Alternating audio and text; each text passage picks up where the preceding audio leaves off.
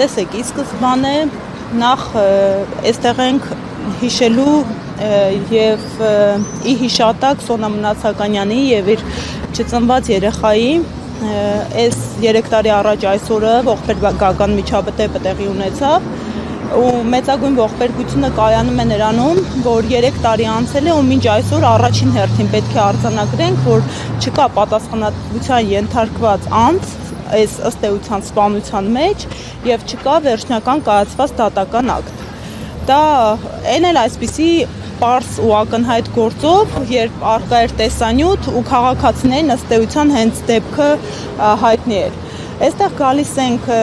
պնդման, որ առաջին հերթին միջադեպը ուղղակիորեն քաղաքական ուղղորդվածություն ունի եւ քաղաքական իշխանությունը, քանի որ հենց ինքնին դեպքը այս ողբերգական պատահարը քաղաքականացված է, որովհետեւ Սոնա Մնացականյանը դարձավ երկրի բարձրագույն պաշտոնատար անձի վարչապետի Ավտոշարասյան զոհը։ Իդեպ հանգամանքները նշենք, քաղաքացին ու հատկանշական է, որ հենց այսօր քաղաքացու օրն է տոնվում, քաղաքացու տոնվող օրը թույլատրելի կանաչ լույսի տակ, այսպես կոչված մեր միջավայրում զեբրայի վրայով անցնելու փորձ է կատարել,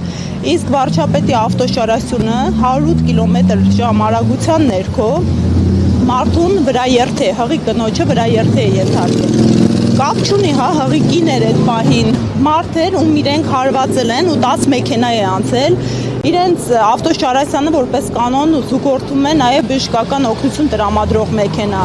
որևէ մեկը այդ 10 մեքենաներից չի կանգնել, գոնե տեսնի մարդու որպիսությունը, իրենք քշել գնացել են, այսինքն անգամ այդ քաղաքացուն սիրող վարչապետը, ով տեսնում է ինչա կատարում, համոզված եմ կա ռադիոկապ բոլոր մեքենաների միավորող ու հաղորդակցումը ապահովող։ Նախ ընդգծենք, որ այդ ռադիոկապի ձայնագրությունը ճակերտավոր ինչ-որ հրաշքով անհետացել է ու որպես հիմնական ակնհայտ է, չէ՞, ինչ տեխնիկական խոտան կարող է լինել։ Դա իրենք են պնդում, որ վարչապետը երկրի բարձրագույն պաշտոնատար անձանցից է, ում անվտանգությունը պետք է երաշխավորվի, ինչպես կարող է վարչապետի անվտանգությունը երաշխավորող Ավտոշարասյան ռադիոկապը տեխնիկական խոտանի հետևանքով անհետանա, բավոր վարչապետի առողջությանն ու կյանքին վտանգ սպառներ։ Այսինքն կարող ենք արձանագրել, որ այստեղ խնդիր ունեն։ Արձանագրում ենք առաջին փաստական հանգամանքները, կորել է ռադիոկապի ձայնագրությունը, որևէ մեկը ընդգծենք, այսպիսի ակնհայտ իրավիճակում, երբ վթարի վայրից փաստ է արձանագրում ենք, որ խուսափել են, մարդուն վթարի են ենթարկել եւ փախուստի են դիմել վթարի վայրից։ Որևէ մեկը չի ազատազրկվել, թե կալանքի տեսքով կլինի այն դեպքում, երբ խոսքի համար կալանքը որպես ծայրահեղ միջոց առօրեական կիրառման ընտրություն է դարձել այս իշխանությունների պարագայում եւ արդեն 3-րդ տարին է չկա պատասխանատվության ենթարկած մարդ։ Մենք այստեղ ենք առաջին հերթին ի հիշատակ Սոնա Մնացականյանի եւ նրա չծնված երեխայի, երկրորդ պահանջատեր լինելու, որպեսզի արդարությունն ու արդարադատությունը իրականացվեն ու վերականգնվեն ու պատասխանատու անձը պատասխանատվության համարժեք ենթարկվի,